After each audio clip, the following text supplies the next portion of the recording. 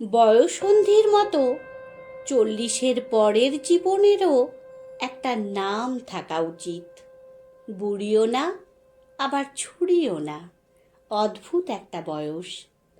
বেশিরভাগ ক্ষেত্রেই এরা সংসারী 15-20 বছর ধরে। একা 2 সন্তানের মা হলেও মনের ভেতরকার কিশোরীটা কোথাও যেন রয়ে যায়।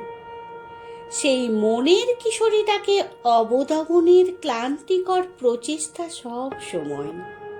কারণ পরিবেশ পরিস্থিতির কাছে ছুরি হয়ে থাকাটা নিছকই হাস্যকর।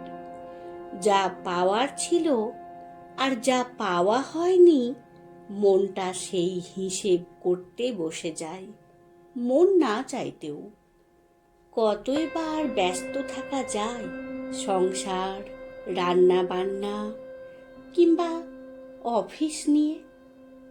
দিনের শেষে না পাওয়াগুলো কেমন যেন খোঁচাতে থাকে। দিনের শেষে মনে হয় কেউ তো থাকুক, কেউ তো শুনুক মনের সব কথা, কোনো জাজমেন্ট ছাড়াই। এদিকে সংসার, বাচ্চা কাচ্চা মানুষ করতে করতে জীবনটা বন্ধুহীন হয়ে যায়। সবাই যার যার জীবনে ব্যস্ত। 40 পেরোনো মেয়েরা একটা কঠিন রোগে ভোগে, নস্টালজিয়া। কারণে অকারণে শুধু পুরনো কথা মনে পড়ে, পুরনো ক্ষতগুলো দগদগে হয়ে ওঠে। আবার মনে পড়ে ফেলে আসা শৈশব, তারুণ্যের চঞ্চল মন, স্কুল, কলেজ, ইউনিভার্সিটির সোনালি দিনগুলো, তার সঙ্গে প্রথম দেখার ক্ষণটি। কখনো বা না ফুরোনো কত গল্প, বৃষ্টিবিলাস, যে কিছু সময়ের জন্য নিজের হয়েছিল, যে কষ্ট দিয়েছিল, কিংবা না চাইতেও যাকে কষ্ট দিতে হয়েছিল, সব মনে পড়ে যায় সময়ে অসময়ে।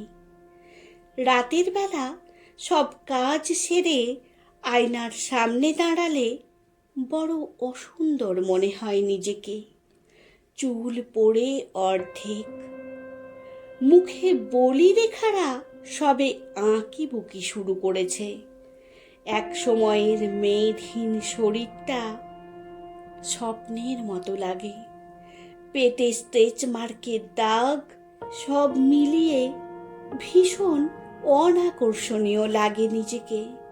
সেই বিষণ্ণতা ঢাকতেই হয়তো শাড়ি গয়নায় মেতে থাকতে চায় মেয়েদের মন। জীবনের অর্ধেকটা পার করে এসে 40 পেরোনো মেয়েদের দুনির্বার প্রেমের ইচ্ছে জাগে। না, প্রেম করার জন্য প্রেম না, মনে হয় কেউ থাকুক, কেউ শুনুক সব কথা। আবার কারো আকর্ষণের কেন্দ্রবিন্দু হতে মন চায়। মনটা আবার সবকিছু নতুন করে শুরু করতে চায়। মন নতুন কাউকে চায় না, পুরাতন মানুষটাকেই আবার নতুন করে চায়। আবার তার চোখের তারা হয়ে থাকার বড় স্বাদ হয়। সংসার, বাস্তবতা সব অস্বীকার করতে চায় মনটা মাঝে মাঝেই। 40 পেরোনো মেয়ের বাবা মায়ের কথা খুব মনে পড়ে।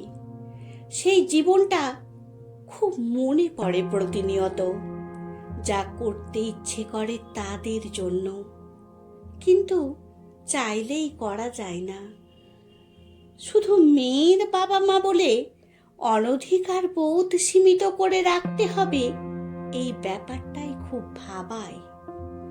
শুধু ফাইন্যান্সিয়ালি ইন্ডিপেন্ডেন্ট হলেই কি সমাজ ইন্ডিপেন্ডেন্ট দেয়? মেয়েরা কখনোই সমাজের দাসত্ব থেকে পুরোপুরি বের হতে পারে না। 40 পেরোনো মেয়েটার মাঝে মাঝেই খুব একা থাকতে মন চায়। নিজের মতো করে, নিজের জন্য। পর মুহূর্তেই সন্তানদের জন্য মন কাঁদে। মেয়েরা সবচেয়ে ভয় পায় মৃত্যু। শত অভিমানেও সে বেঁচে থাকতে চায় তার সন্তানদের জন্য। অন্তত যতদিন সন্তানদের জীবনে তার প্রয়োজন আছে ততদিন। চিৎকার করে কাঁদতে বড় স্বাদ হয়, যেন সেই কান্না কেউ শুনতে না পায়। এমন জায়গা খোঁজে, মনে হয় জীবনটাই পার হয়ে যায়। 40-এর কাছে এসে মেয়েদের সবুজ মনটা আস্তে আস্তে নীল হতে শুরু করে। প্রথমে হালকা, তারপর আস্তে আস্তে গাঢ় হয়। এক সময় বেশি কথা বলা মেয়েটা চুপচাপ হয়ে যায়, মেনে নিয়ে বেঁচে থাকতে শিখে যায়।